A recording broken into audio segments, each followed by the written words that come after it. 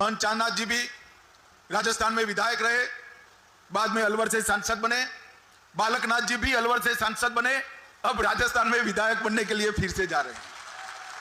और ये परंपरा जो भारतीय जनता पार्टी ने चालू की है, वो परंपरा से विधानसभाओं और संसद में अनेक संस्कृति को गढ़ने के आयाम हमारे संतों महंतों ने हमारे कानून बनाने वाली संस्थाओं में रखे हैं। मित्रों, आज मैं जब यहां आया हूं तब एक बात का जरूर जिक्र करना चाहता हूं।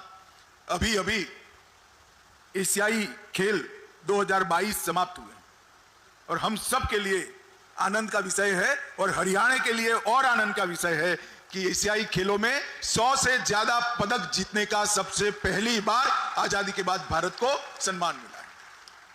हर खेलों में, चाहे टोक्यो ओलंपिक हो, पैरा ओलंपिक हो, डैम्प ओलंपिक हो, थॉमस कप हो, कॉमनवेल्थ हो और विश्व चैंपियनशिप की प्रतियोगिताएं, हर जगह पर 2014 के बाद उत्तरोत्तर भारत ने प्रगति करी। इसका मुख्य कारण है मोदी जी ने खेलों के लिए सिर्फ भाषण नहीं किए, गांव से लेकर राष्ट्रीय स्तर पर प्रतिभाओं की खोज करना, उनकी ट्रेनिंग की व्यवस्था करना, उनके वित्त पोषण और शरीर के पोषण की चिंता करना, प्रतिभाओं के बीच में से पारदर्शी तरीके से खिलाड़ियों का चयन करना और उसके बाद वो खिलाड़ी विश्व के रिकॉर्ड के बराबर हो तब तक उसके खेलों में उन्नयन के लिए सतत प्रयासरत रहना। अनेक विध योजनाएं और अनेक विध कार्यक्रमों के माध्यम से खेलो इंडिया जैसे कार्यक्रम तो एक प्रकार से मैं कह सकता हूं गेम चेंजर साबित हुए हैं।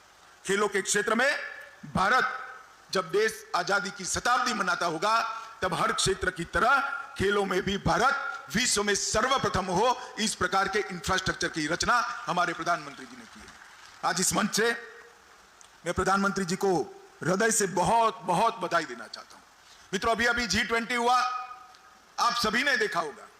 G20 में दुनिया के कई देशों के राष्ट्राध्यक्ष एक साथ सुबह राष्ट्रपिता की समाधि पर एक साथ पहुंचकर महात्मा गांधी को श्रद्धांजलि देते थे। वो दृश्य समग्र भारत के लिए गौरव का दृश्य है।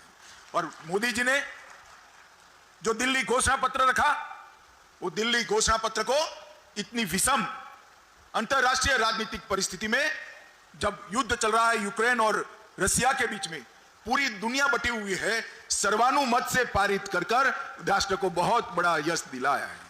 और कई सारे ऐसे फैसले हुए हैं जो आने वाले दिनों में हमारे अर्थतंत्र को गति देने वाले सिद्ध हो गए और कूटनीतिक क्षेत्र में भारत को बहुत आगे ले जाएंगे। आज यहां पर मैंने एक फिल्म देखी, बाबा मस्तनाथ का समाधि का मंदिर, एक कॉरिडोर, भव्य कॉरिडोर जो चांदनाथ जी का स्वप्न था, उसका काम भी बहुत आगे बढ़ चुका है। वो हमारे लिए बहुत आनंद का विषय है। विगत 9 वर्ष के अंदर देश के प्रधानमंत्री नरेंद्र मोदी जी ने कई सारे हमारे सांस्कृतिक धरोहरों को पुनरुद्धार करने का काम किया है, पुनः चेतना प्रस्थापित करने का काम किया है। कई सालों से हम राह देख रहे थे, 550 साल का संघर्ष और एक आंदोलन रहा। अयोध्या में राम मंदिर श्री राम की जन्मभूमि पर बने। कई सालों तक हम लड़ाई लड़ते रहे, मगर 2019 में देश ने मोदी जी को फिर से प्रधानमंत्री बनाया और एक दिन सुबह रक्त की बूंद बहाए बगैर मोदी जी ने इसका भूमि पूजन कर दिया। और मित्रों, जनवरी 2024 में हम सब बहुत भाग्यवान है कि हमारे जीवन में ही हम देख पाएंगे कि जहां प्रभु श्री राम का जन्म हुआ था वहां ही रामलल्ला विराजमान होंगे और समग्र विश्व के अंदर सनातन धर्म का फिर से जय जयकार होगा। इसके साथ ही औरंगजेब के समय में तोड़ा हुआ काशी विश्वनाथ कॉरिडोर फिर से बना, उज्जैन में महाकाल कॉरिडोर बना, सोमनाथ सुवर्ण से मंडित हो रहा है, केदारनाथ और बद्रीनाथ का पुनरुद्धार हुआ, करतारपुर कॉरिडोर बना और कश्मीर में शारदा पीठ, आदि शंकर की शारदा पीठ की पुनः स्थापना करने का काम यही 9 साल। ये 9 साल एक प्रकार से हमारे सांस्कृतिक पुनर्जागरण के 9 साल है। योग के माध्यम से मोदी जी ने समग्र विश्व के अंदर योग और आयुर्वेद को, भारत की ये पुरातन हमारे ऋषि मुनियों की धरोहर को लोकप्रिय बनाकर आगे बढ़ाने का काम किया है। और इसके साथ ही काशी तमिल संगमम, काशी तेलुगु संगमम और काशी सौराष्ट्र संगमम के माध्यम से दक्षिण और उत्तर को जोड़ने का काम भी मोदी जी ने कहा है।